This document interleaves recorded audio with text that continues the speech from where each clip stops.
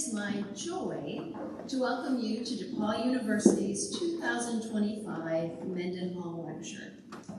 On behalf of the Center for Spiritual Life and its director, my colleague and friend, Reverend Jonathan Martin, I want to say thank you to our wonderful partners in counseling services and here at Gobin Church for collaborating with us to make this evening possible. Before we begin to briefly orient you to this space and our time, you will find refreshments following the lecture and hot drinks to my right. Restrooms are down through the hallway that way. Following the lecture, we'll have some time for question and answer, which will conclude around 7:30.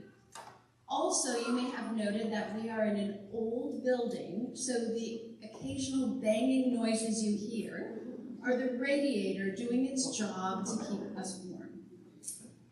So more than a century ago, Reverend Dr. Marmaduke H. Mendenhall endowed a lectureship at DePaul to foster academic dialogue around Christianity, bringing to campus, quote, persons of high and wide repute, end quote. This evening is no exception. Because tonight, as we find ourselves sitting in a church, gathered to listen to a lecture entitled Holy Hurt, Understanding Spiritual Trauma and the Process of Healing, I cannot think of another voice I'd rather hear speak to this than Dr. Hillary L. McBride's. Dr. McBride is a registered psychologist and an award-winning researcher who has hosted the Other People's Problems and Holy Hurt podcasts. She has a private practice in Victoria, British Columbia, and is a sought-after speaker and retreat leader. McBride is the author of The Wisdom of Your Body, Practices for Embodied Living, Mothers, Daughters, and Body Image, and a forthcoming book on spiritual trauma set to be released in April. Her work has been recognized by the American Psychological Association and the Canadian Psychological Association, and after our time together this evening, I trust you will know why. So please join me in welcoming to DePaul University, Dr. Hillary L. McBride.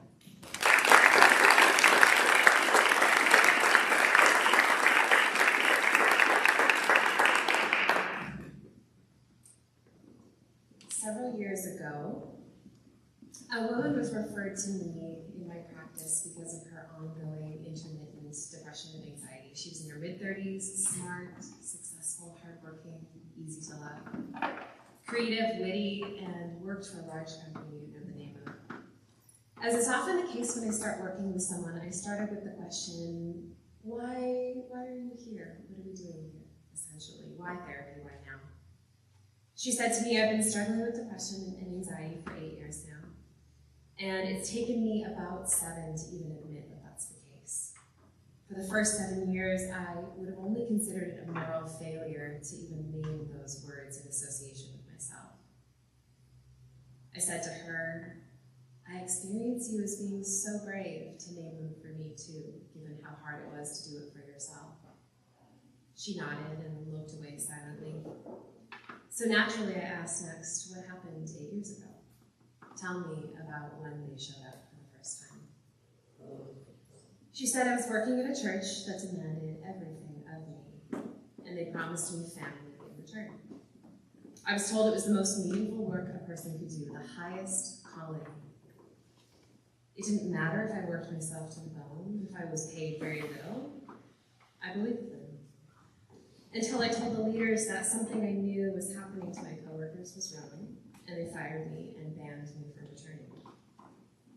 As I was left without a job, without a community, and then of course without a family, without reputable work on my resume in my field, and without a sense of how to even begin a life on the other side of leaving, of being made to leave. Our work consisted of reprocessing the events of her life as they shaped her experience of herself and the world around her. And the work was slow, extremely slow. It was like building something from the ground up. Instead of having the materials delivered to me, it was almost like we had to make the materials to build the something ourselves. the interior of her body vacant, the feelings we often use to build a sketch of someone's inner thought life and world like a whisper, and her vain way of organizing herself, evaluation. Her main evaluation, disgust and shame. Months into our work together, a moment happened I can still hear and see now. She said, "When I come to work with you, it's like you're asking me to do adult things. Person things. Things I just don't know how to do. Like feeling. Like thinking for myself. It's like I never learned, or if I did, I unlearned so long ago that I don't even remember how. You ask me to feel something inside, and it's like I have to reach down into the interior of my being, and I grope around only to be met with nothing there. My only point of reference for myself is what I was taught to believe, living my life from the outside looking in, watching, scrutinizing." She paused, and then for the first time in our work together, which had been months at that point, tears.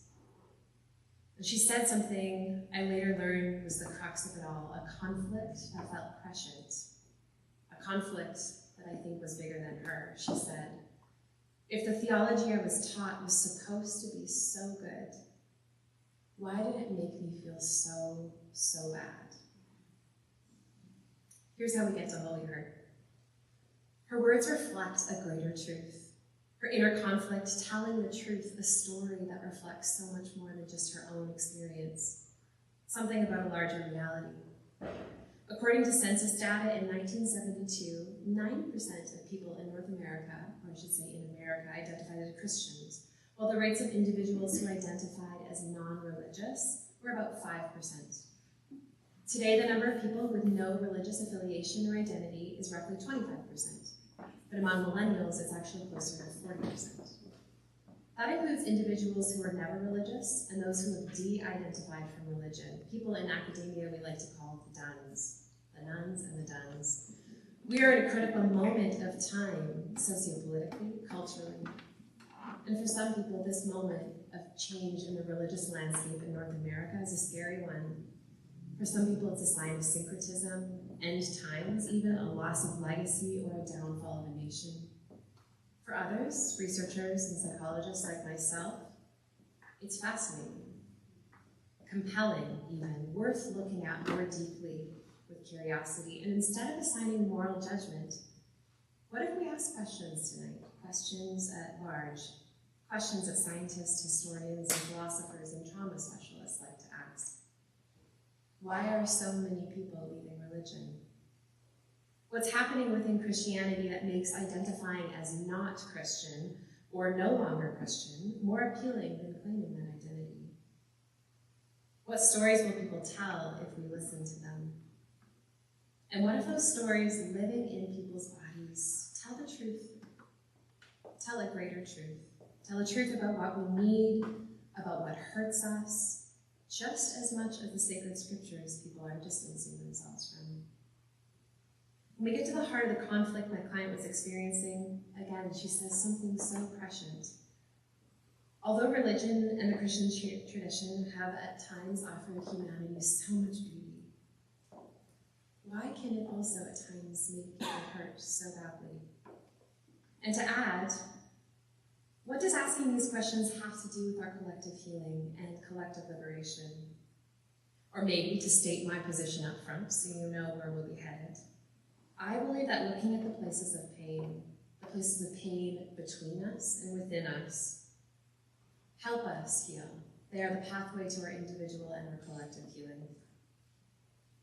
I want to talk about spiritual trauma tonight, as you know, something I often call holy hurt. And I want to preface this by outlining my position so you, again, know how I am locating myself in this conversation. My hope is that that puts you at ease, or at least helps you know a little bit more about where I'm coming from. I've grown up in the Christian tradition and have a deep love and reverence for the person of Jesus and the teachings of Jesus. And I'm also in mentorship and friendship with the land that I live on and the people who steward it. I've been learning from the Coast Salish people about the legacy of spiritual trauma caused to them by people in my lineage. And through that, I've come to see the ways that spiritual trauma are something that I have actually benefited from in my life. I'm also a psychologist, a trauma specialist who's often researching and writing about our relationships with our bodies. And I've learned from the field of trauma studies, from my specialty, from my patients, and from my own recovery, that it is to dishonor what is sacred, to pretend that pain does not exist there. So my work on this topic is first and foremost a love letter to those who have lived through spiritual trauma, but it's also a love letter to the church at large. Making space for what hurts is what creates the pathway for healing. When I'm talking about holy hurt, I like to use that word as a double entendre. The hurt happens in the places where we call holy, that are called holy, the spaces of religion. But the people who are hurt are also holy. The wounds themselves are holy. They are prophetic statements about what is not working. They are places we need to explore in order to understand what needs to change. So tonight, if you are listening to this as a survivor of spiritual trauma, my hope is that you leave with your aloneness undone. I hope you leave feeling reverence for your body, which tells you the truth about what happened and how it was not okay. And if you are listening to this as someone not familiar with religious or spiritual trauma, my hope is that you leave invited into more compassion for those around you. I hope this translates into loving yourself and others more. So to take a page out of a famous Jewish mystic we likely all know, I'm going to be walking us through Holy Hurt tonight in the form of 3 parables. They are the glass sliver, Audrey and the oak tree, and mirror, mirror on the sanctuary wall. So we'll begin. The glass sliver. One evening, a fateful evening, when I note, in January of 2022, I was greasing a dish to make some brownies. My daughter was in bed upstairs, and I had the house to myself. I pushed hard into the corners of the dish, only to find that there was a sharp, hot flash of pain on the tip of my middle finger on my right hand. Out of nowhere, blood started to fill the dish. It was dribbling down my fingers, down my arm as I rushed to the kitchen sink, held my palm open under the cold running water, the stream, and I could see there was a small shard of glass sticking out of the edge of my finger. I got one piece out, and then what can only be described as a kind of at-home gorilla-type surgery. I was able to remove a little bit more, but sat under the bright kitchen lights, and as the water was cleaning out the blood in that spot in my finger, I saw there was something else in there, another piece. I was unsure how big, how deep, and how it got there in the first place. Short of minor amputation, there was no way to get that out of there. I Googled everything that I could with my one hand that was still functioning. And then, of course, called my mother, as one does, who is not a medical professional, but knows a thing or two about bodies. And she had suggested that over time, the glass would work itself out, just to leave it. So I did this in the following days. My finger was sore, tender to the touch. It was under a Band-Aid, which of course I removed and then checked on about 100 times a day. I'm now realizing that you're getting a little bit more information about my particular neuroses than anything else, but we'll get back to Holy Hurt in a moment. It was sore, reasonably so, given that I poked around in my finger. And then I started to doubt myself. Had I seen anything else in there? Was that flash that I saw under the kitchen tap? Was that really glass in there? Over the coming weeks, the skin on my finger healed, but the pain never went away. Whatever else was in there was starting to heal underneath the layers of skin on the surface. But whenever I would touch something, I would wince. Was it because I dug around in my finger so much? Was it because there was glass? I tried to pick up my keys. Ouch. They would hurt. I recoil. I tried to drive my car, pick up a glass of water, type on the keyboard, and I would cry with pain. And if you were looking at my fingertip at that point, there would be nothing to see. It had completely healed over. Nothing to show for the terrible tragedy I had survived. And it started to take on mythic proportions. My saint of a nanny, please pray for her. Dealing with my neurosis is probably much more challenging than dealing with my 3.5-year-old daughter. But she listened to me go on and on and on about what was in there, how long it would take to go to my heart and then kill me instantly. And my husband, pray for him too, was trying to make an alliance with my nanny to prevent me from ever talking about this again. And so I was constantly wondering, there's glass in here, will it come out? How will it come out? Again, is it even there? A few months out from this experience, I'd gone through bouts of accepting and denial. There couldn't really be anything there. Then bouts of rage, terror, and so on. But something started to happen. The ways that I had adapted around the pain started to feel really normal at first. I had started holding my keys differently. I started typing differently with my middle finger in the air, the way that I had picked up a water glass so that nothing would touch the area of pain. At first, they were obvious to me, but they became habituated. It was just the way I started to do things now. And then, in August, so the glass went into my finger in January, in August, a small mound began to form about a half-inch lower than where the glass had gone in. It was sore to the touch and puffy. Maybe there really was something in there after all. So I started doing everything that I could to encourage it to come out. There was hot water, of course. There was touching it again 1,000 times a day. And then I could tell you every detail of what happened next in the same way that a mother recalls the birth of her child. We were in the back of a rental car on a freeway in Los Angeles when suddenly, violently, the piece of glass popped out of my finger, perpendicular to my finger. I was in disbelief, and I still am. Jeremiah, please. The photo of the glass. Exhibit A, the evidence. The glass had in a way become part of me. I had adapted around it. I learned to open the door holding my keys in a strange way. I'd even come to have some sort of strange relationship of affection and denial with it. And when I started to make the connection between my experience with this piece of glass and spiritual trauma, I understood how the glass was this perfect metaphor for the injuries people experience, especially the injuries that happened so long ago. They become part of who we are, and they start to feel normal. Trauma is, of course, a Greek word meaning wound. It's the things that happened a long time ago and how they live in us now, but also the things that shouldn't have happened, and the things that should have happened that didn't. Something that was never supposed to be inside of us, an ache, a story, a belief, got lodged inside of us in a way that changed us, altered us, and we found creative, adaptive ways around it. My memory of seeing that tiny little speck of glass on my finger was such an important part of my ability to contextualize why touching something that wasn't dangerous was so painful. Without that context, without knowing that the glass was in my finger, it would have seemed so strange that touching something as innocuous as a glass of water would have made me yelp in pain.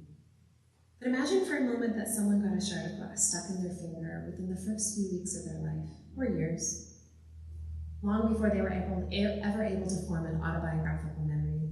They would be walking through the world touching things that weren't dangerous, but they would feel painful. The whole world might eventually become dangerous. Living with spiritual trauma can mean so much as painful, that it makes contact with the site of injury even more painful than anyone could ever understand, the wounds inside of us living invisible. But what happens when a person learns that the whole world is dangerous and bad? Where do you go to find rest when everything hurts? Well, you try, of course, to go very, very far away from here. I'm part of a team researching religious de-identification and the mental health impacts that it has on those who survive it. The consensus is that while there are many reasons people de-identify from religion or distance themselves from religious identity, the most insidious, enduring, and painful of them all is religious trauma. When we've grown up believing God is everywhere, and our construct of God is either implicated in or the arbiter of abuse, where can we go to get away from the abuser? Everywhere, everything is putting pressure on the wound. You might imagine acquiring an injury so long ago, as I mentioned, that you've never formed an autobiographical memory of it. And so the way that you dance around the pain has become so habituated, it's just how you are and how you hold yourself. Now, what if the person with the injury and all the unique ways of holding themselves was not just a person, but a system? If there were special rituals that protected a group of people from pain, but we were so far from it that we convinced ourselves that nothing ever hurt at all. Trauma therapist Resmaa Menakem, when talking about the effects of trauma at the individual and systemic level, has said it like this: many times trauma in a person decontextualized can look like personality. trauma in a family decontextualized over time can look like family traits. Trauma decontextualized in a people over time can look like culture. It takes time to slow it down so you can begin to discern what is what. I could share with you an exhaustive list of phenomena related to spiritual trauma. They span genitopelvic pain to autoimmune disorders, depression and chronic guilt, religious OCD and eating disorders, boundary difficulties, codependence. The list is long and as unique as the people who experience it. But to simplify, the two most common pieces of glass living in people's bodies, in the research literature and far and wide across most of my clinical experience, at the heart of spiritual trauma is almost always two things. You are bad, and you cannot trust yourself. Lodged in there through a complex web of power and control, coercion, consequences, and held in place through a culture which reinforces it, these strategies often leave a complex relationship, a web of fear, guilt, shame, and myriad of strategies to defend against them. Again, consider the analogy. What if it wasn't just a shard of glass, but hundreds of little pieces that were tucked under the skin all over the place? So much would be painful that a person might be desperate for any solution, any anesthetic, no matter how far-fetched it seemed. And what if everyone around you had glass in them too, and all the adaptations seemed normal? The adjustments, the weird grip on the car keys, the better you're turning it into some sort of dance, the more you're praised for it. What if the dysfunction was celebrated, praised, the pain a sign that you were doing it right? This is what happens in communities and systems rife with spiritual trauma.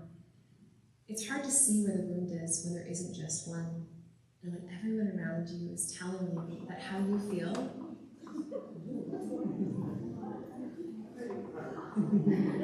when everyone around you is telling you that how you feel is exactly how you should feel, then there is an obvious solution for it. In a conversation about spiritual trauma I had with J.S. Park, hospital chaplain and grief midwife, he said it this way: if churches and church leaders can sell fear, then they can also sell the solution to the fear.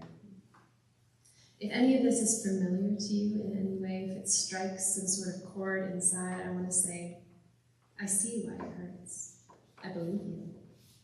And something that should have never hurt, never happened, never been put inside of you so long ago was, so of course it hurts. And I believe it will make its way out. Your body knows how. Story number 2, Audrey and the Oak Tree.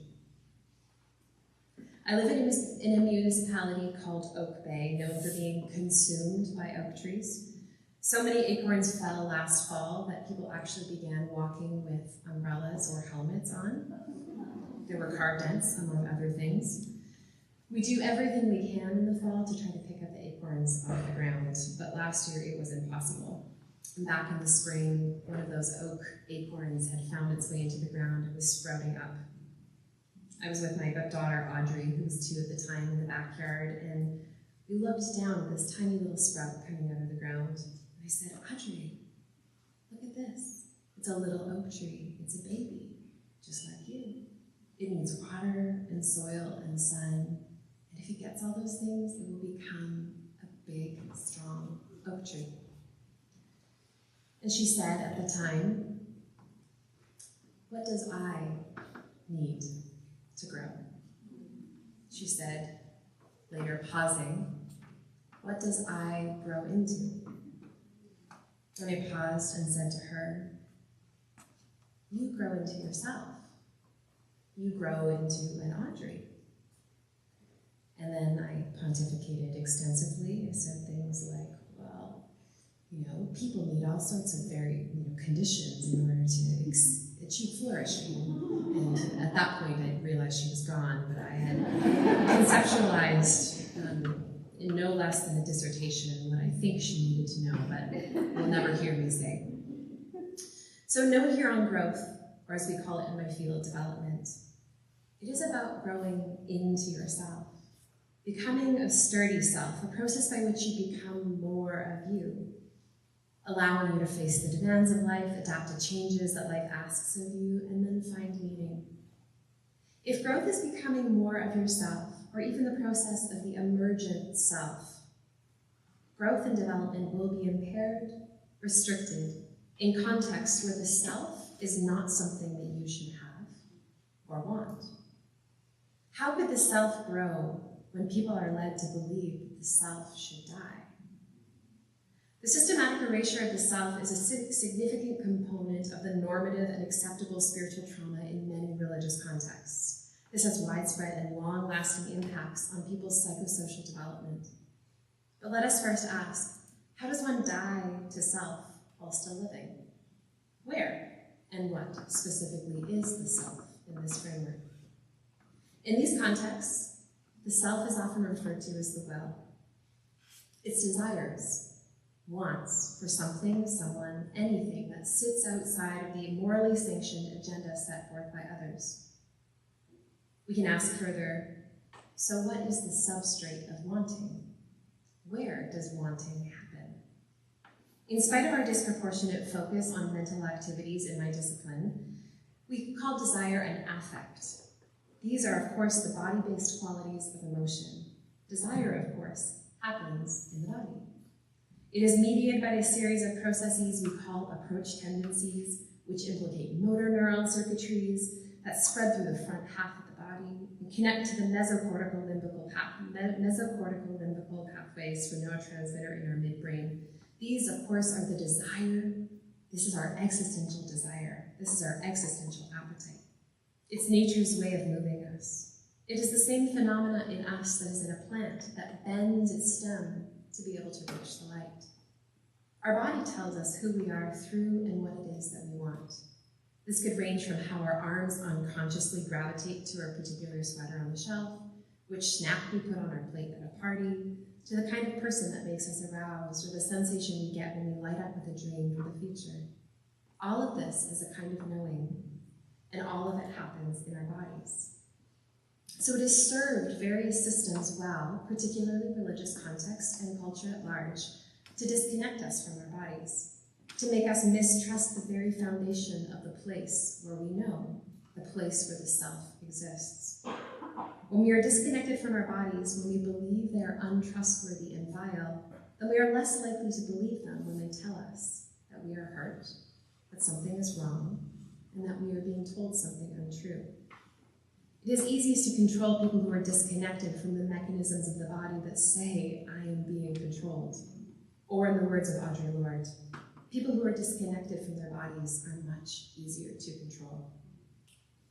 My friend and colleague, theologian Dr. Preston Hill, has started to theorize about the ways that power and control function in spiritually traumatic environments. He uses the following words: learned spiritual helplessness, spiritual gaslighting, and outsourced moral authority. When we do not trust ourselves, and we can't look inside for a compass to tell us what way to go, where to find meaning, we are spiritually helpless.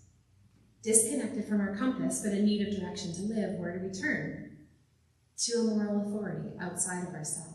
Someone we've been told is trustworthy, that we can count on to tell us the way. And what do they tell us? Among other things, that we are bad, that we can't trust ourselves. This, of course, is spiritual gaslighting. Thus, the spiritual helplessness is learned. It's not innate. We're all born with a compass, but around and around this goes. Remember my patient who I started with tonight? She said, it's like you're asking me to do adult things, person things, and I just don't know how. Like feeling, things like thinking for myself. It's like I never learned, or if I did, I unlearned so long ago that I don't even remember how. My only point of reference for myself is what I was taught to believe, to live my life from the outside looking in, watching and scrutinizing. This has led to a group of people who were never allowed to mature psychologically, socially, who actually profoundly mistrust themselves because they were trying to be more mature spiritually. Only spiritual maturity was packaged as a kind of moral or psychological infancy, the disavowal of agency. Said another way, in some spiritual contexts, people are praised for their learned spiritual helplessness, venerated for their impaired personal development. The more helpless they actually are, the more devout they seem. But what if we were all created to, like an oak tree, grow? What if we were created to grow up? What would happen if people were allowed to expand, explore, to want? In so many spiritual contexts that are abusive and traumatizing, this is considered to be profoundly dangerous. But I've borrowed from attachment theory to suggest this. What if God was never some abusive and threatening paternalistic figure with a fragile ego, who was so desperate to keep his children growing small and dependent and scared that he locked them away? What if God, like any other good, loving parent, knew that what we needed to grow as a secure base, and that because we are made of them, even if we don't live in their house, we will look in the mirror each morning and see the way that we look more and more like them as we age. Seeing how as we age, our hands look the same, our height is the same. We can see who they are reflected in the color of our eyes, our bodies taking the same shape. What if just in living as selves, this is how God comes into the world? What if that included our desires, as St. Augustine suggested?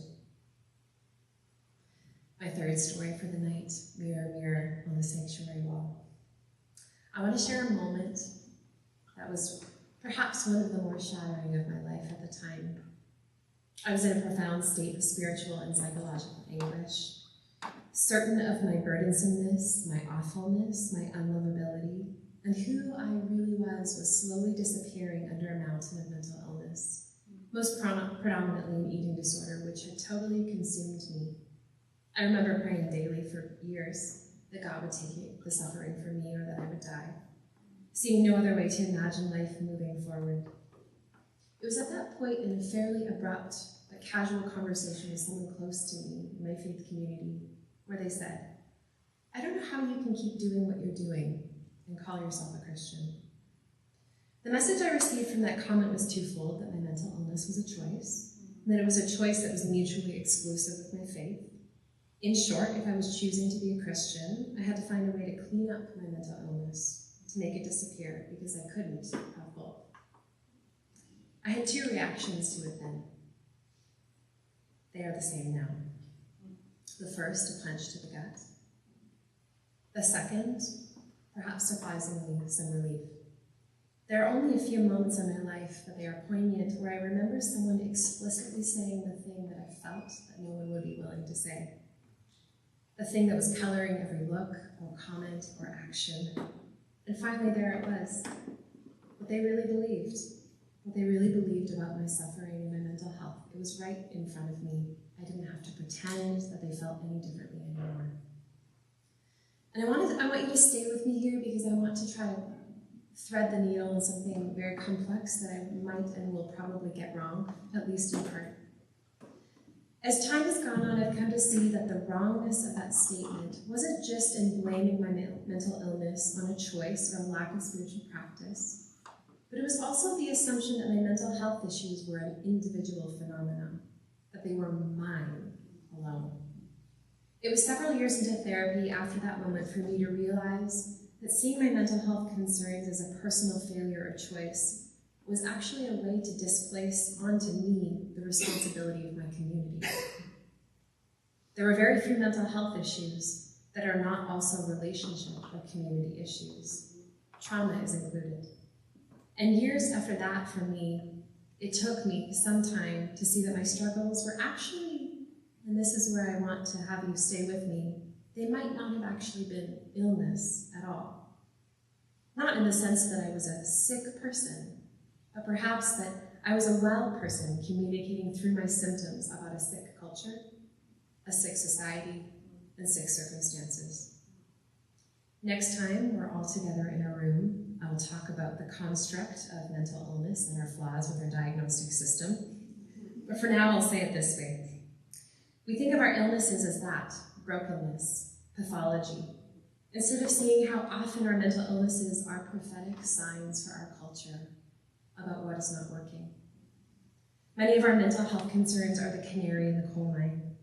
For those of you unfamiliar with the adage, a long time ago when workers were going to mines, they would bring a canary. If it collapsed, it was an early warning sign that there were toxic gases leaking that could harm the workers. In this situation, it would be unthinkable to tell the canary, it was your choice to come down here, and it was your choice to collapse. In this case, the canary is prized, an omen. It is necessary for the group's survival. Even if they cannot smell the gas, the canary will keep them alive. Because of this, I ask of us, how do the places of pain tell the truth in a way that is useful for all of us? The pain inside of us and the pain between us. How does the thing we see as dysfunction point to something that is not working in the larger whole? And what does healing from that even mean? If we go back to the canary, in this situation, healing is not finding ways for the canary to withstand the toxins longer. It must be something else entirely. So we must ask, how then do we heal, and what does healing mean? What shape does it take? How do we do healing? How do we heal the spiritual trauma that is felt individually in our bodies, but also the legacy of spiritual trauma baked into the fabric of Christianity in North America? The very reason that Christians colonized indigenous land, of course. As theologian Shelley Rambo has said so well in her book on theology of trauma, spirit, and trauma, the church loves to skip over an empty, nothing, terror, grief-filled grave of a Saturday to get right to the resurrection Sunday. In many faith spaces, there is almost a fetishization of healing, a fixation, a superstition, an idealization of healing being an individual phenomenon, total and immediate. That is why some scholars and trauma survivors have suggested that there is a need to use a word that is different altogether. Theologians Karen O'Donnell and Katie Cross have suggested a different word for what happens. This is, in their opinion, a post-traumatic remaking of the self. There is no going back. There is only making something new moving forward.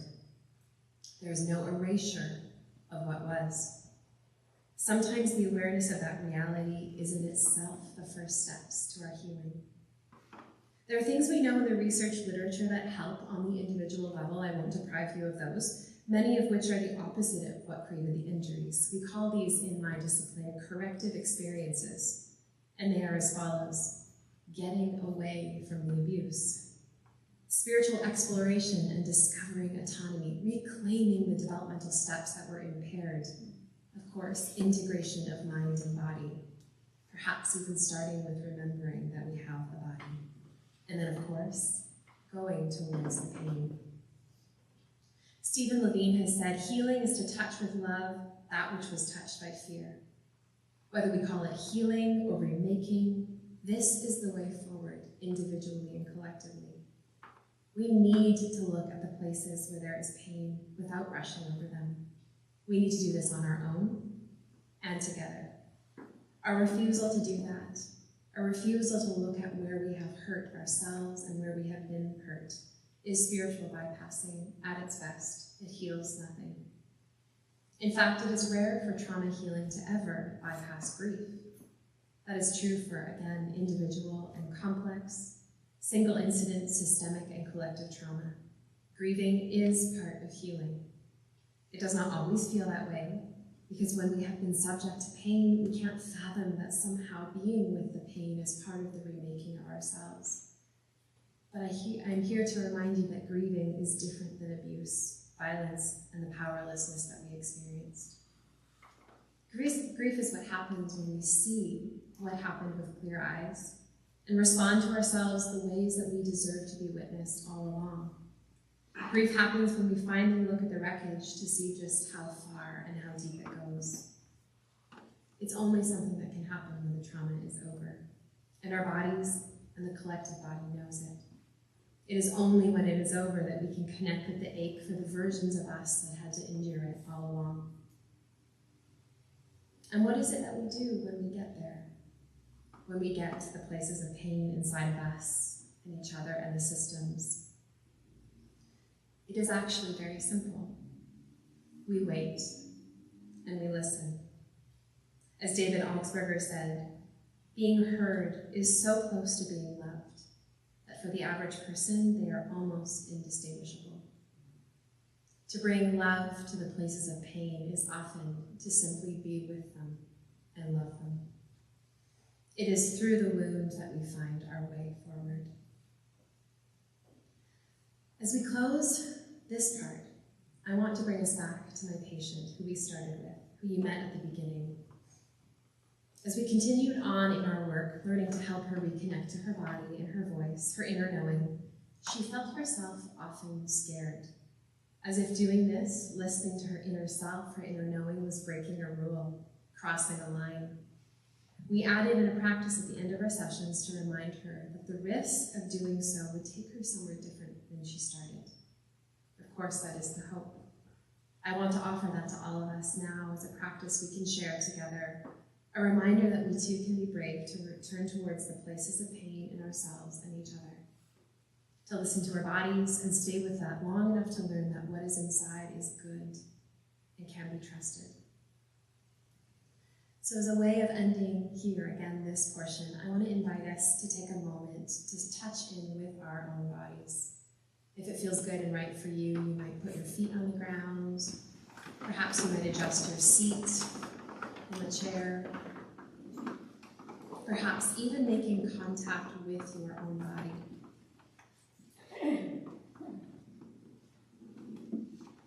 And I want to offer you some phrases. These are the phrases I used with my patient in our practice. These are words from Melissa Taylor, a therapist. I invite you to say to yourself, in your own head, I see you. And then if you widen your attention, I invite you to also say, I hear me.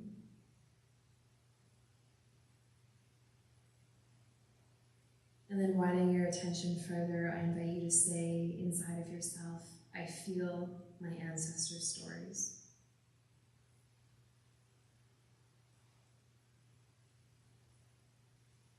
And then saying to ourselves, my ancestors are changing me.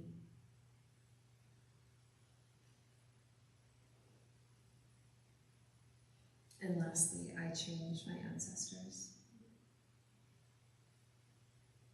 And I'll read these again for you. I see you. I hear me. I feel my ancestors' stories. My ancestors change me. I change my ancestors.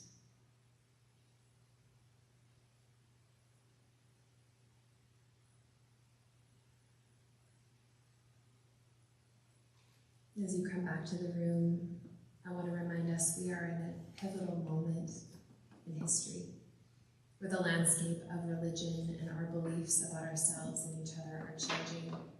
And there's an opportunity for us to reckon with the legacy of what Christianity has done to so many people. There's an opportunity for us to usher in a wave of healing for ourselves and each other, and that is not by avoiding the pain that was caused.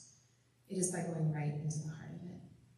And my hope as you do that is that you find that what's inside of you and on the other side of that has always, always been good and trustworthy. Thank you so much.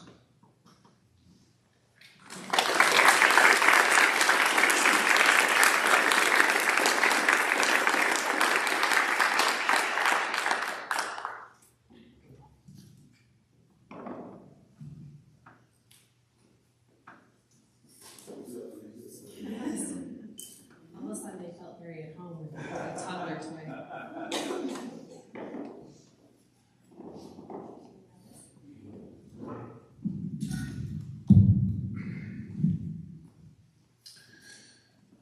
Wow. Well, Hillary, first of all, I just want to say to you as my friend, thank you so much for giving of yourself the way that you have today. What an extraordinary day, and for you to take time away from your family and from your practice. A lot of tough talk about Canada these days, annexing things, and you break the trip all the way here.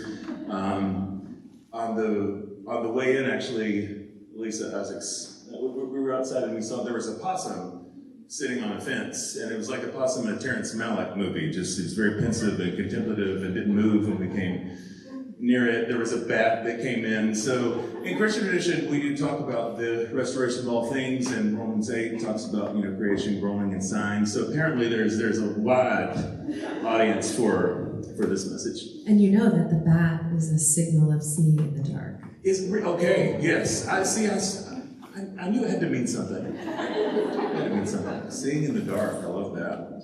I know you have questions, and I want to be able to take several of those, but I'll ask a couple of my questions first. Hillary indulges me in terms of, we send voice text sometimes, and she always sounds like this. It's kind of like NPR, and also very priestly, and sort of soothes my nerves and my nervous system in all kinds of ways. With religious trauma, because this language is fairly new in terms of people explicitly pioneering this, that's what I love, just the work you're doing. I'm curious, first of all, what you would say in terms of one, who gets to define religious or spiritual trauma? Do we do that for ourselves? Is it a clinical diagnosis? And where is it located in terms of, are there some ideas that are so toxic that they're traumatic no matter how they're held? Or is it more when we're in relationship where there's active harm? This kind of, where is trauma located, and who has permission to name it? Who gets to call trauma? We've walked right into a complex topic, and so I'm glad that we're talking about this here. This is a subject of much debate in the trauma field. And there is some tension around that, because I think that there is something important about what we would call testimonial justice, that people who have experiences getting to name them is an act of healing in and of itself. So the claiming of the definition of trauma and the claiming of the experience of it is important, right? It does something when a person's voice has been taken away in a particular context. In addition to that, we know that trauma is the impact, it's the shard of glass, it's the thing that lives inside of a system that endures even after the experience was over. So trauma lives in a person, and as a result, it's phenomenological. It is determined by how it moves through each person's nervous system. But as we were speaking about earlier, I think that as long as we continue to medicalize the definition of trauma, we miss the way that trauma is a relational phenomenon.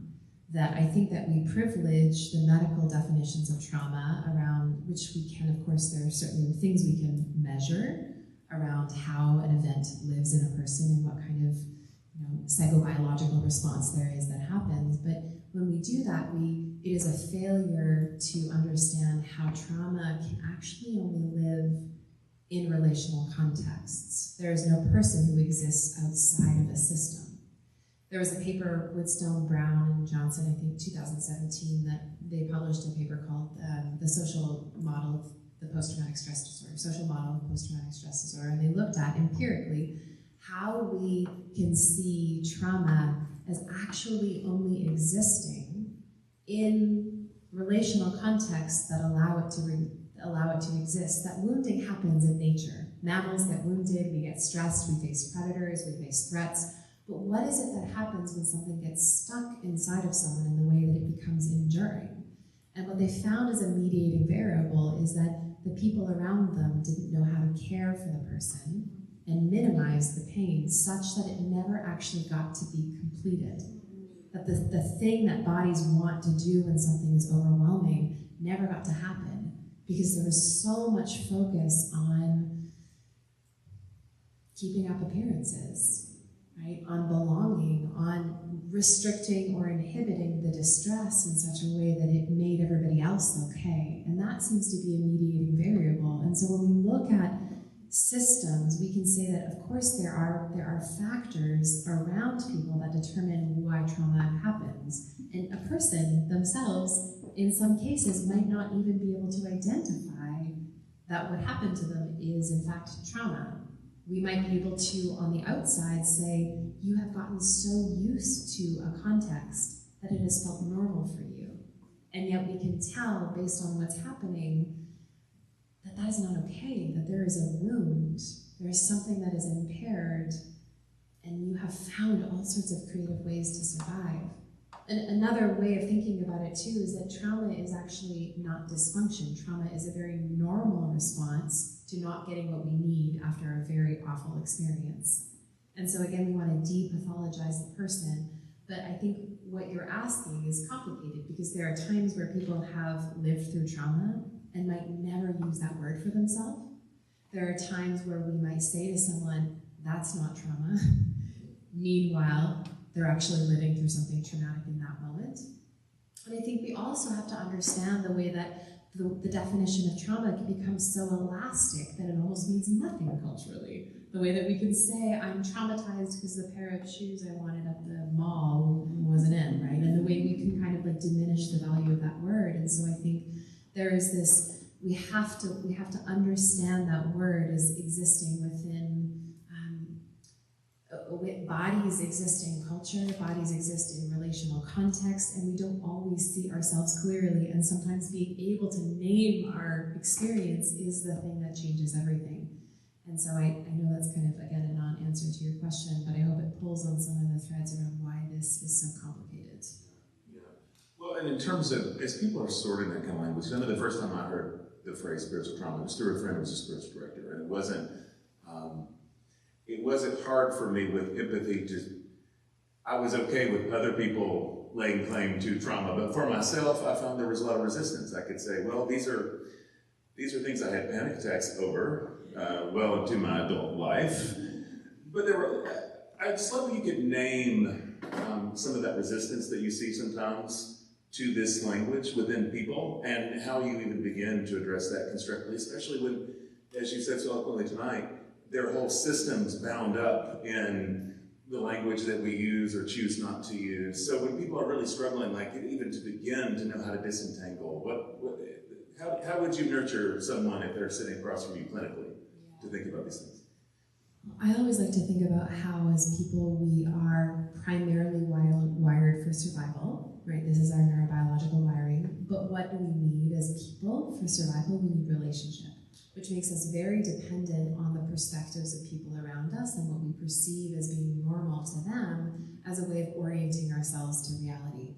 And so there is something about just being able to look at the function of the resistance as a means of keeping us close to people, which I think is a very important step in being able to pull this apart. Often when I'm sitting with someone, instead of seeing the resistance as dysfunctional, I want to see what it is doing. And so when we ask the question, what is our resistance to naming this a spiritual trauma doing for us? Usually it's keeping everything as we know it. It's keeping me close to all of the people that I love. And understanding what it would cost us to give that up, or the fear of giving that up, allows us to grapple with some of these other important mediating variables that I might have to lose my story of reality. I might have to alter my perception of what it's like to be in my family of origin about what I believed, if I'm going to recognize that I'm actually only believing that everything was okay just to stay close to people. It's a very, very, very brave thing to then name it to be trauma. But I will say, and I didn't say this in my written talk, but I actually don't believe there's any trauma that isn't spiritual trauma. I don't believe there's a single experience of trauma we can go through in our lives that doesn't also impact us spiritually. And that's what we miss. That's what we miss when we medicalize the definition of trauma. We miss the way that trauma fractures something in the soul. We call this, there's shattered assumptions. There's a loss of the assumptive world, that when we go through something where someone hurts us, where something that was safe is no longer safe, then our orientation to reality fundamentally changes. That's one of the defining characteristics of trauma. And so being able to see that spiritual trauma is actually all trauma may liberate us to start to use that word more and understand how spirituality is embedded in every part of us. Again, we were talking about this earlier, but spirituality, the way I understand it, is not necessarily the rites and practices that we have around connecting with God, but it's this inborn, natural, hardwired into every human desire for connection and meaning making. And if that gets altered because we learn that the world is unsafe, or because we are told that we cannot connect with ourselves or other people. These are spiritual wounds. These are spiritual traumas. And that is the case whether it goes from clergy sexual abuse to childhood abuse to physical abuse, all the way to natural disasters. When we move through the world and all of a sudden being in the world becomes so terrifying and so terrible, there is an injury to our spirituality. It's so helpful, Hillary.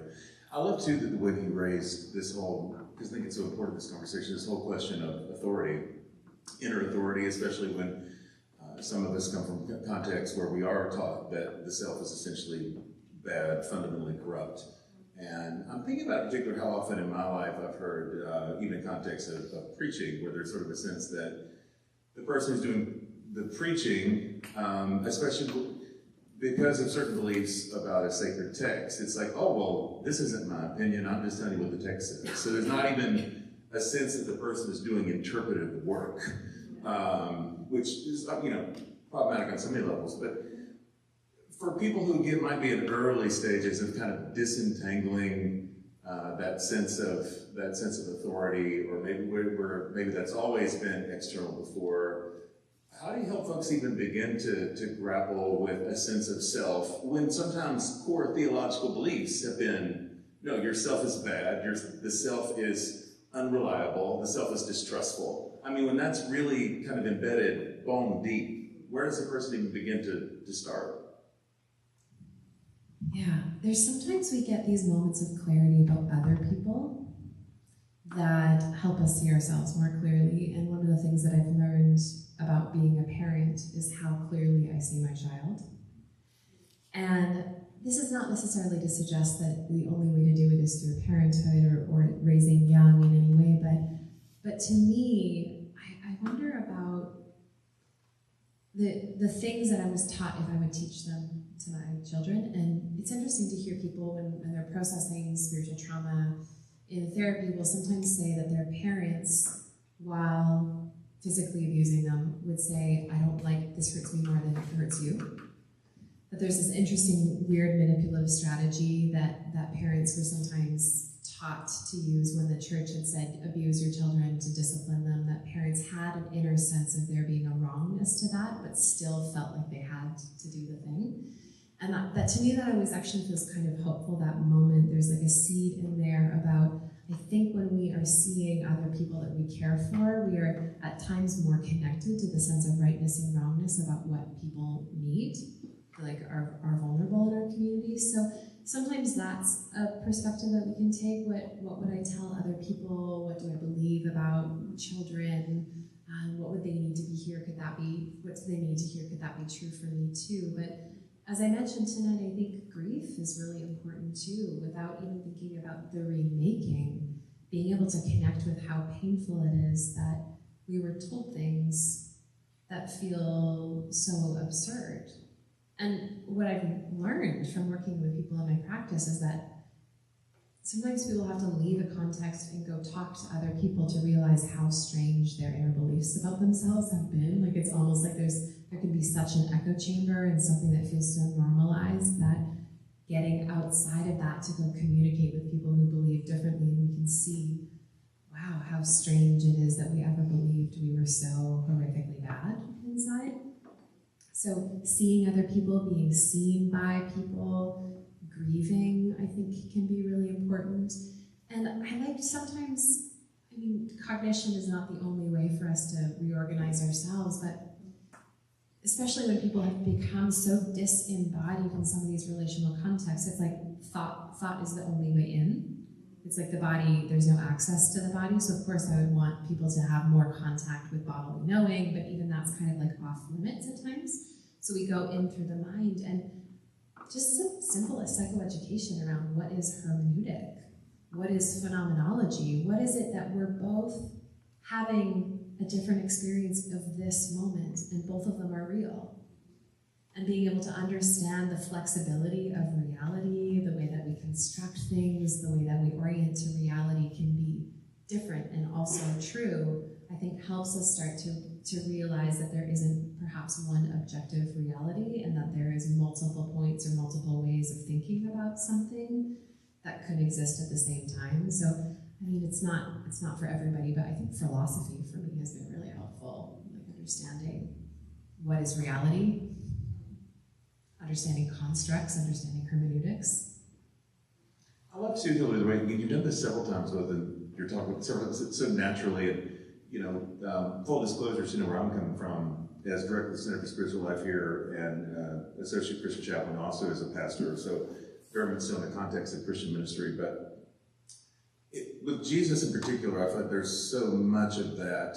Even those who are evil know how to give good gifts to your children, how much more you're on it. But constantly, even the stories that Jesus tells, an explicit call to think about your real relationships with your children, with your parents, with those that you love. And with this very direct encouragement to think about that in relationship with the divine. But what I found often is that people have real theological resistance for all kinds of reasons to doing that, but maybe sometimes their sense of the divine, their sense of God is so other, is so outside of normal familial experiences of being a parent, of being a father, a mother, a child who's beloved. So there again, I keep wanting to come back to this question in terms of like for people who maybe are still there and maybe their understanding of divinity has been very other. What have you found has been crucial sometimes for people maybe to begin to unlock that connective tissue, that it's okay to, however you think about your spirituality, of course it's relational, of course there's an invitation to map our own experiences with people into this. Well, maybe I'll preface this by saying I'm actually not so concerned with helping people in that particular area, more with what it's like to be able to connect to themselves as opposed to nudging people into one way of organizing around God or spirituality. I actually think that's, like, to pull back from that can be extremely helpful. Just to not see spirituality as something that even has to do with how we construct God, but that impulse you had to want to be close to somebody, you can trust that. Like that can be enough in terms of spirituality. So maybe even taking God out of the conversation and believing that whatever is sacred and holy is also working itself out through the way that we want to tend to somebody, or we have an impulse to make someone feel warm and connected in some way, or the way we want to creatively express ourselves. I find that the thinking about immanence has really been helpful. So the idea of God as transcendent is actually only one way of understanding God. But we can see through these ideas around immanence that there's a whole other option for us, that what is sacred and holy is here and now, not just far away and out there. And we sometimes forget, I think, the whole idea within Christianity is the doctrine of the incarnation. We forget that God came into a body because bodies are a way that God comes into the world. And I think it's been important. I think, is it Julian of Norwich who says that Christ has no body now but yours? That there are so many reputable Christian thinkers who have said actually embodiment is part of God's plan for being in the world, including you living your life, expressing your wants, your desires, connecting to what's inside, creating, making, expressing. And so just getting used to some thinkers who invite us towards immanence reminds us, we don't have to construct an idea of God that is far away and bigger and different than what's happening here and now, but is actually always happening here and now between us. I think Martin Buber even says, all real life, which I understand him to mean kind of all divine, sacred aliveness, all real life is encounter, right? The moment when we see someone and they see us back and we have this feeling of, we're connected. Like this is as sacred as anything else could ever be. Love that. That's beautiful. I want you to be able to ask your questions, and I imagine that you have many. One thing I do want to ask, Laura, because it's like, I don't want to try to steer you here, so I'll keep this very open-ended, but it seems like for me right now, the moment that we're in culturally broadly, that this conversation feels so relevant on so many levels. And I'm just like, whatever direction you want to go, whatever note you want to hit in terms of how you see some of the things that are happening politically, culturally, that are specific to this moment, how it's connected to what we're reflecting on tonight, more broadly.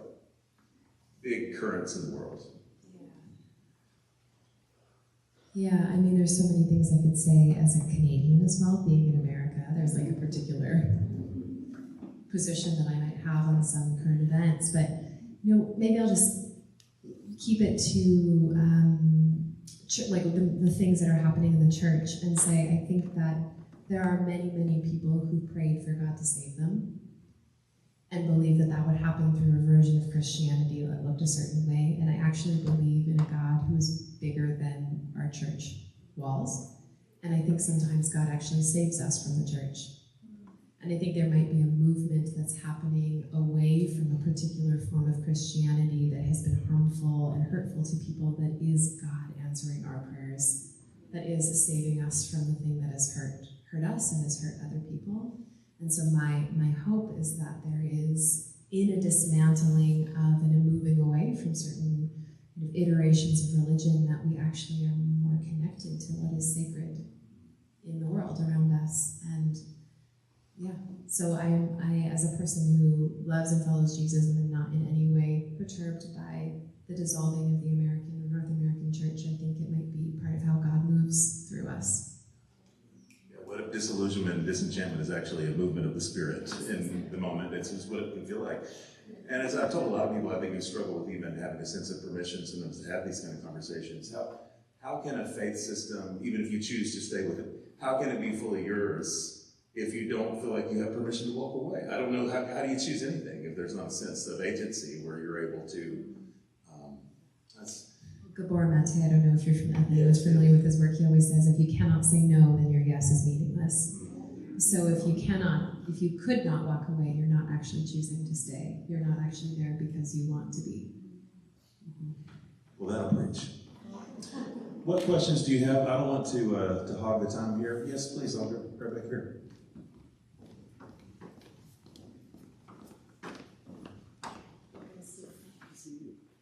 Hi, I have a question that's sort of similar to a couple that you asked, actually. It is a little bit complicated, so forgive me if it takes me a second to formulate my thoughts. I can relate to what you said on some level, where I acknowledge that I tend to have an extreme guilt response to a lot of things.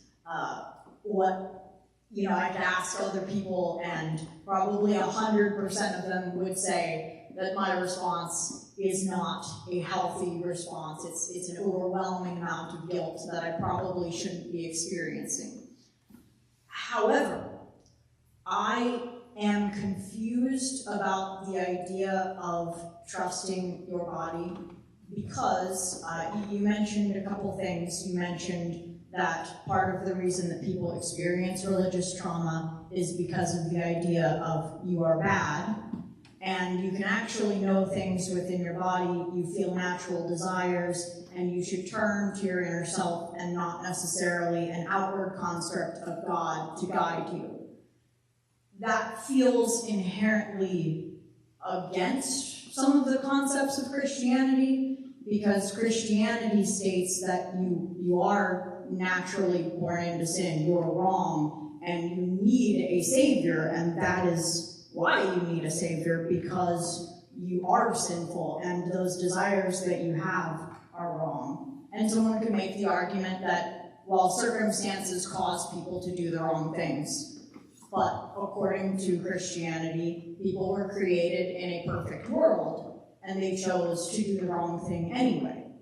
And I can say that I've experienced this personally. Last night, for example, I felt a tremendous amount of rage, to the point where every fiber of my being, every part of my body, my hands were shaking. I felt violent with rage. And I knew that that was wrong, even though every part of my body was telling me it was right. And I can only attribute that to there being a separate being from me that has told me and informed me that that's wrong, because every part of me was saying, this is right, this is what you should do. You should act violently because how angry you are. So I wanted to know how you would reconcile those things, because they seem inherently contradictory to me. Thank you so much. I have been, what's ringing in the back of my mind are the words of Richard Rohr, who says Genesis 1 always comes before Genesis 3. And the idea that our Christian scriptures say first, it's good, and then we are introduced to the story of the fall. And so when we look at that in that narrative or those poems in a linear fashion, we see that goodness is always the original condition, and then something happens after that. And so that's kind of my way of thinking about it, and I might say, oh, I'm actually not sure that it is a Christian idea to say that we were born bad. There are some Christians who say that, but there are many, many Christians, many theologians, church parents who have said otherwise. And so to imply that there's kind of a monolith of Christian idea is something that we need to perhaps pull apart with some nuance and see that there are many different ways of understanding our innate original nature. And my thinking is actually it is that when we do not know how to be with what's inside of ourselves, that those things, and when we've been told they are bad and we try to suppress them, that those things actually take on more of a life of their own, that then becomes kind of unconscious to us and runs the show. And so I'm not afraid of rage. I don't think rage is bad. I think that it's actually when we know how to turn towards our rage that we are less likely to act on it or have it act through us in a way that takes over us. So it's not being taught how to turn towards what's inside because we've been taught that it is bad, that I think actually does more harm to humanity than actually being supported to know how we all have impulses towards things. Let's be curious about them. If we can be curious about them, if we can feel them, if we can understand what they do, then they are less likely to take us over, and we can more understand how they are doing something in us. Affect theory, the neuroscience of affect has been really important for me in this. I know that that's not always like everybody's Friday night cup of tea and what they're reading to stimulate their mind. But in affect theory, we see that every emotion as a bodily process has a waveform, it has an arc. And if we stay with it on the other side of the peak, the moment when we want to act the most, perhaps the place where we might do the most damage with that emotion is insight, is integration, is a moment of awareness around ourselves. And if we stay with those experiences long enough, we realize that impulse to act violently isn't something we have to act on. Right? That can be something that resolves itself and tells us, maybe I want to set a boundary instead. Rage, we can even understand, is not necessarily healthy anger, but us not being allowed to be in contact with our anger. So rage comes up even more. So if I was to suggest the thing that is damaging to us, again, it's like not being allowed to know information about our body in a way that helps us steward those reactions so that we can be with them well, as opposed to this kind of iterative loop that we get in where we're not allowed to be in touch with our body, and then we have all these ways of managing it that are kind of destructive, and then we use that as proof that the body is bad, which I think is kind of the logic trap that we get stuck in. So that's for me how I understand it. Yeah, thank you for that question. Who else? Please.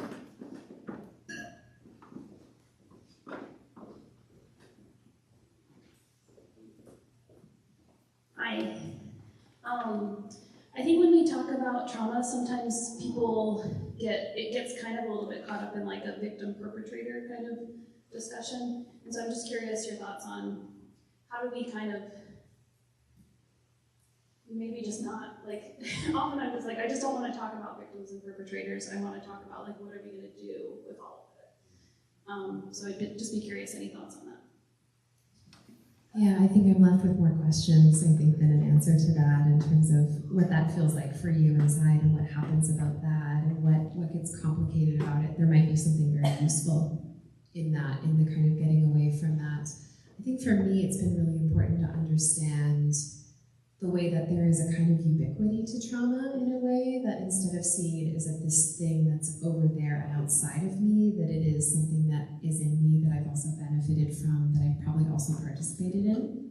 And the reckoning of that allows me to be much more free to claim the ways that I have perpetuated harm against others, and also helps me own how that is connected to my own unprocessed pain.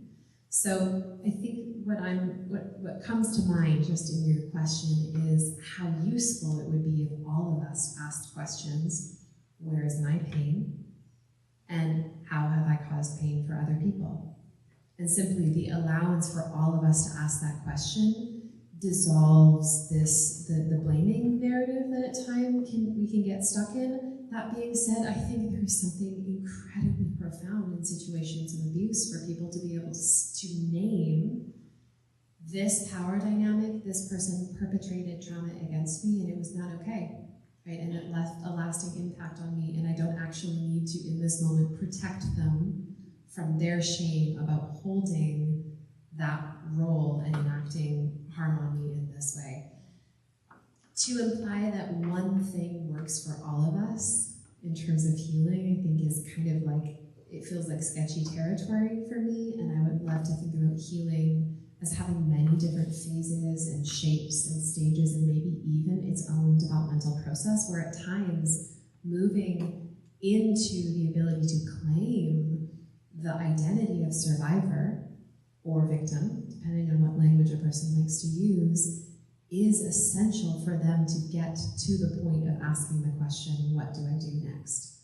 Which then also perhaps gives them the stability to then ask the question, wow, how have I hurt other people out of my own unprocessed pain? So I think sometimes we need to stay longer with that dichotomy, but I also think at times if we were all seeing ourselves in every single one of those roles, that it might kind of dissolve the whole hierarchy in and of itself.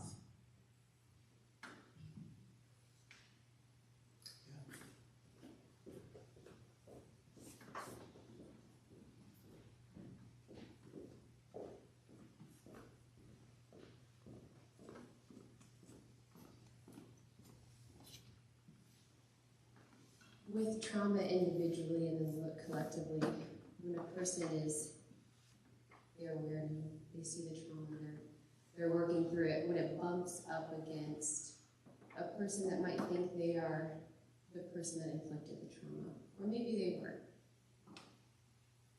And those persons, those people groups attack. While you're in active healing, I know this is collectively happening. I speak just my own personal hood, but also seeing it, I don't know how to really formulate this question. How does one move towards the healing of trauma while in an environment that continues to push it down and to reject it, and also what you were talking about earlier, saying that's not real, the gaslighting, or actually that's your problem and this is how you should get better. It's a lot of like collective awareness, and so when you're with those around, I don't know if this makes sense, but how? I'm feeling the subtext of your question, and also maybe the experiential flavor of it that you're not adding details to. So please forgive me if it feels like there's more I'm talking to than maybe you said.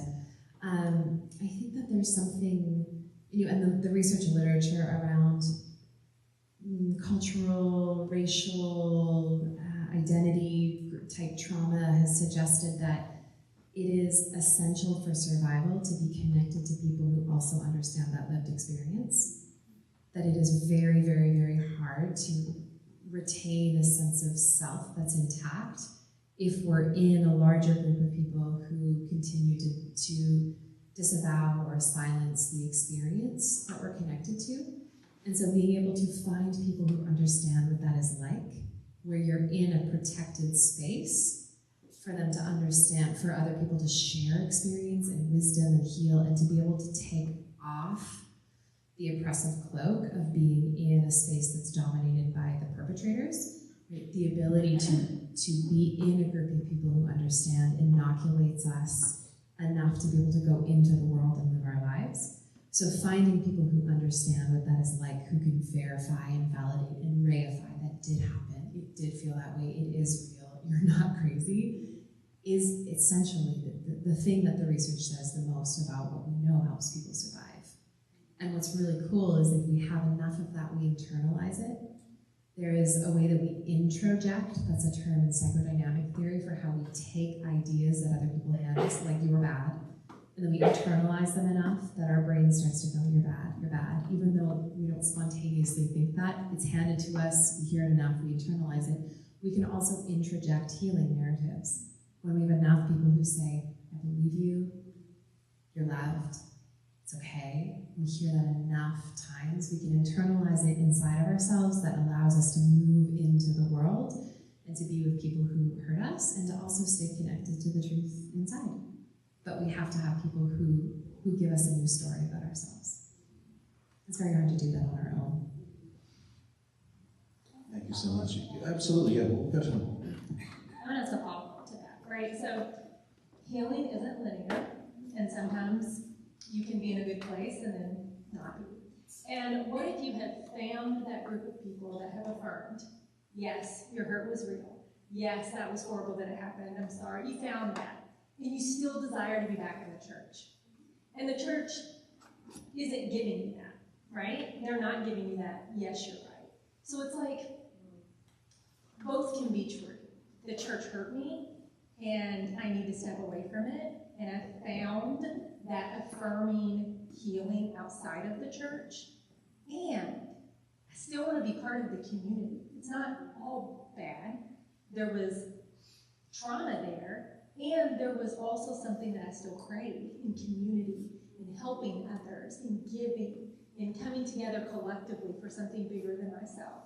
But yet when I walk back in those doors, my hurt is still there and isn't seen or affirmed. So how do both of those live in the present moment and allow me to move forward in listening to my body if that's what it wants, but also understanding that that hurt is still present and it's prickly when I pick up my keys. It hurts when I pick up the glass. Still, yet I still want to be a part of that community. Everything inside of me just wants to make space for that conflict. Like to not rush through that process, right? If anyone who came to me as a patient with those questions was asking the same things you were, I would say, let's be with what it's like that you long for this thing that also feels painful. And let's stay with that as long as it takes. And I think, as I said earlier, it's really important that we are not making statements about communities that all churches, right, to use church as a monolith in a way, right, there may be people who you haven't found yet, who know how to hold those. And there also might be places that you enter into who are doing a very crappy job of acknowledging that's a reality. And I think that's part of why I love having these conversations in spaces that look like this, right? Sometimes when I come and talk about spiritual trauma, people want to hear the thing I have to say, but they have a very hard time walking in the building. And so yes, there's usefulness in having these conversations outside the church, but I actually think there's something very important about doing it in the church, to be able to pave a way to say, no, these things are not things that just have to be talked about in a therapist's office. These are things we talk about here, like this, now, together, to signal this is the way forward. And so I work with an organization called Sanctuary Mental Health that I love so much, and they've developed all of these evidence-based curricula around how to support churches to have constructive conversations around mental health so we don't do more harm than we've already done. And so finding ways how do we educate each other? And I'm not suggesting that's your work to do, but I think there is a lot of work that needs to happen around giving people tools, giving people language, giving people in faith spaces the know-how to navigate trauma and mental health complexity and pain, right? Even just making space for pain. Like that alone is something that there needs to be more of. And so for those of you who have the gumption, I think that that's our work to do. For those of you who are hurting, ideally you can allow yourself to rest and recover and stay with the conflict long enough that other people can do the work. And it brings to mind an analogy that I heard a long time ago about choral singing, which is that when enough people are singing in a choir at the same time, people can take a breath and you don't hear the breath because there's enough people carrying the tune. And in the work of moving the church forward, I think that there needs to be people who are breathing and taking lots of breath if they want to be part of that choir, and that there are also a lot of other people who are singing and carrying the tune.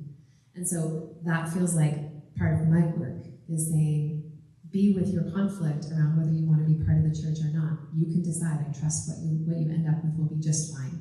And in the meantime, I'm going to sing the song around the church needing to do better, the church needing to take responsibility and be equipped as a body around how to have conversations so that we don't hurt people the same way we have before. Well, one more time, I'm so grateful, Dr. Hilda McBride, for just a brilliant, prophetic, profound, beautiful experience tonight has been. Can we let her know one more time just how much we appreciate it?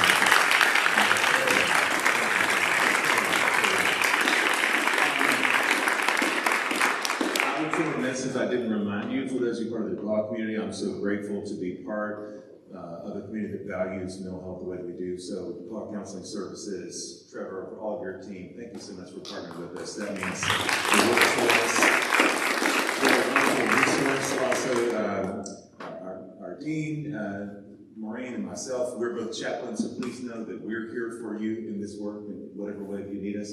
I don't want this to feel too much like a benediction, Hillary, but about way of like final charge, reflection, meditation, anything you just want to leave us with before we go.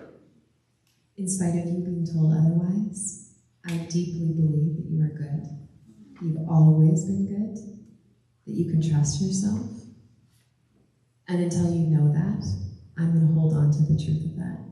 And so if that feels hard to believe, just know that I believe that to be deeply true for you until you can for yourself. Thank you so much. We do have refreshments over here to my right, so please make sure you take advantage of those. And thank you once again for coming. What a fantastic night. Take care, friends.